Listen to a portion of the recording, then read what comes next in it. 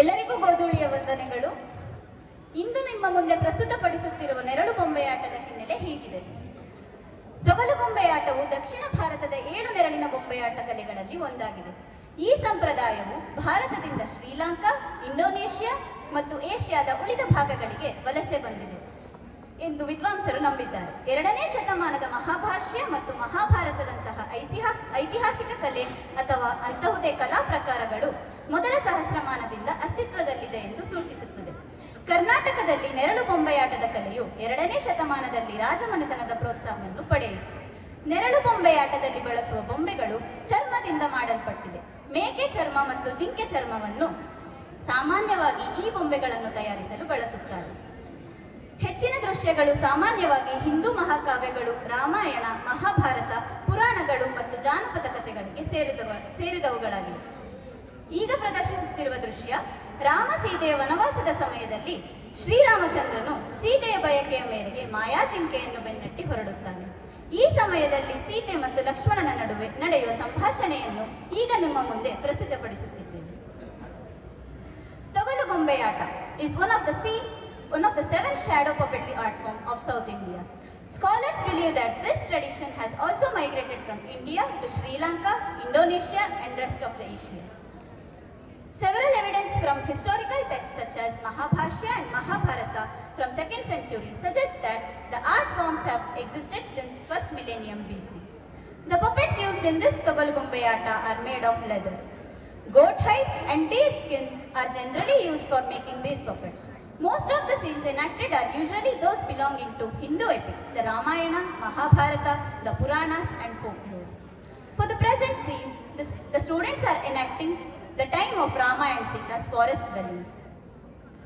Rama goes behind golden deer to fulfill Sita's desire.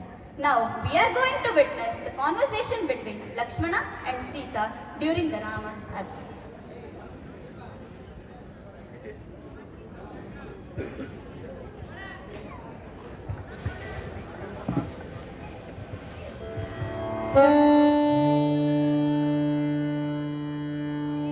ಓ ಸೀತಾ, ಓ ಲಕ್ಷ್ಮಣ, ಓ ಸೀತಾ, ಓ ಲಕ್ಷ್ಮಣ.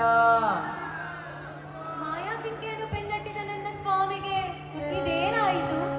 ಏಕೆ ಹೀಗೆ ಕೂಗುತ್ತಿರುವರು? ನನ್ನ ಆಸೆಯ ಕೊಡವನ್ನು ತುಂಬಿಸಿಕೊಳ್ಳಲು ಸ್ವಾಮಿಯನ್ನು ತೊಂದರೆಗೆ ನಾನೇ ತಳ್ಳಿದಂತಾಯಿತು. ಅಯ್ಯೋ, ಎಂತ ಪಾಪಿ ನಾನು! ಲಕ್ಷ್ಮಣ, ಲಕ್ಷ್ಮಣ, ನಿನ್ನ ಅಣ್ಣ ಶ್ರೀರಾಮಚಂದ್ರನಿಗೆ ಏನೋ ವಿಪತ್ತು ಒದಗಿದಂತೆ ಕಾಣುತ್ತಿದೆ. ನೀನು ಹೋಗಿ ಏನಾಗಿದೆ ಎಂದು ನೋಡಿಕೊಂಡು ಬಾ. ಸೀತಾ, ಸೀತಾ ಮಾತೆ, ನನ್ನ ಅಣ್ಣ ಶ್ರೀರಾಮಚಂದ್ರನು ಪುರುಷೋತ್ತಮ. ರಾಮನಿಗೆ ವಿಪತ್ತು ಸಂಭವಿಸಲು ಎಲ್ಲಾದರೂ ಸಾಧ್ಯವೇ? ಕೂಡದು ಕೂಡದು. ದಾಶರಥಿಯ ರಾಮಬಾಣವನ್ನು ಎದುರು ನೋಡುವ ಯಾವ ಜೀವಿಯು, ಜಂತುವು ಅತಳ ವಿತಳ ತ್ರಿತಳ ತಳಾತಳ ಪಾತಾಳಗಳಲ್ಲಿ ಅಡಗಿಕೊಂಡರೂ ಉಳಿಯಲು ಸಾಧ್ಯವಿಲ್ಲ. ಈ ಕೂಗನ್ನು ಕೇಳಿದರೆ ಯಾರೋ ರಾಕ್ಷಸ ಶ್ರೀರಾಮನ ಕೂಗಿನ ನೆಪದಲ್ಲಿ ನನ್ನನ್ನು ಇಲ್ಲಿಂದ ಹೊರಡಲು ಪ್ರೇರೇಪಿಸುತ್ತಿರುವಂತಿದೆ. ಕ್ಷಮಿಸು ಜಾನಕಿ, ನಿನ್ನನ್ನು ಒಬ್ಬಳೇ ಬಿಟ್ಟು ನಾನು ಇಲ್ಲಿಂದ ಹೋಗಲಾರೆ. ಇದು ಶ್ರೀರಾಮಾಜ್ಞೆ. ಲಕ್ಷ್ಮಣ, ನಿನ್ನ ಮಾತಿನ ದಾಟಿಯನ್ನು ಕಂಡರೆ ನನಗೆ ಸಂದೇಹ ಬರುತ್ತಿದೆ. ನನ್ನ ಸ್ವಾಮಿಯು ಮೃತಪಟ್ಟ ನಂತರ ನನ್ನನ್ನು ಪರಿಗ್ರಹಿಸಬೇಕೆಂಬ ಬಯಕೆಯನ್ನೇನಾದರೂ ಹೊಂದಿದ್ದೇ ಆದರೆ ಅದನ್ನು ಮರೆತು ಬಿಡು. ಛೇ, ನಿನ್ನ ದುಷ್ಟ ಬುದ್ಧಿಯ ಪರಿಚಯ ನನಗೀಗಾಯಿತು. ಶಿವ ಶಿವ, ಇದೇನು ತಾಯಿ ನಿನ್ನ ಬಾಯಲ್ಲಿ ಇಂತಹ ಮಾತುಗಳು?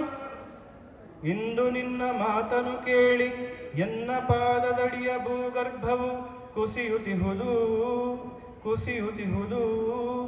ಶರರೂಪಿ ಮಾತುಗಳಿಂದ ಇರಿಯದಿರು ಎನ್ನ ನಮ್ಮ. ಅಯ್ಯೋ ಸಹಿಸಲಾರೆ. ಹುಟ್ಟಿದ ಕ್ಷಣದಿಂದ ಅಗ್ರಜರಾಮನನು ಅನುಸರಿಸಿದ ನೀ ಸೌಮಿತ್ರಿ. ರಾಘವನನು ಕಂಡ್ರೆಪ್ಪೆಯಂತೆ ಅಡಿಗಡಿಗೆ ಕಾಯ್ದಿಹೆ ನಮ್ಮ, ಕಾಯ್ದಿಹೆ ನಮ್ಮ. ಮಾತೃರೂಪಿ ನಿನ್ನ ಜಾನಕಿ, ಮಾತೃರೂಪಿ ನಿನ್ನ ಕಾಲ್ಬಳೆ ಕಾಲುಂಗುರಗಳನ್ನಲ್ಲದೆ ಮತ್ತೇನನು ಅರಿಯನು ನಾ, ಅರಿಯನು ನಾ, ಅರಿಯನು ನಾ. ಅಮ್ಮ ಜಾನಕಿ, ನನ್ನ ರಾಮನಿಗಾಗಿ ಅರಮನೆಯ ಸುಖವನ್ನು ತ್ಯಜಿಸಿ ಅಡವಿಯಲ್ಲಿ ಸುಖವ ಕಂಡಿಹೆನು. ಈ ದೇಹ ಎಂದಿಗೂ ಶ್ರೀರಾಮನಿಗರ್ಪಣೆ. ನನಗೆ ನನ್ನ ತಾಯಿ ಸುಮಿತ್ರೆ ಹೇಗೋ, ಜಾನಕಿ ನೀನು ಹಾಗೆ. ಸರಿ, ಕೇಡುಗಾಲದ ಕಗ್ಗಂಟು ನಿನ್ನ ಶಿರದ ಮೇಲೆ ಕುಣಿಯುತ್ತಿರುವಾಗ ಬುದ್ಧಿವಾದದ ಮಾತುಗಳು ಕಿವಿಯಲ್ಲಿ ಇಳಿಯುವುದಿಲ್ಲ. ಇಗೋ ಹೊರಟೆ ನಾನು. ಹೊರಡುವ ಮೊದಲು ನನ್ನ ಮಾತಿಗೆ ಸ್ವಲ್ಪ ಕಿವಿಗೊಡು. ನಾನು ಎಳೆಯುತ್ತಿರುವ ಈ ಸೌಮಿತ್ರಿ ರೇಖೆ ಗುಡಿಸಲೊಳಗೆ ನಿನ್ನನ್ನು ಕಾಯುತ್ತದೆ.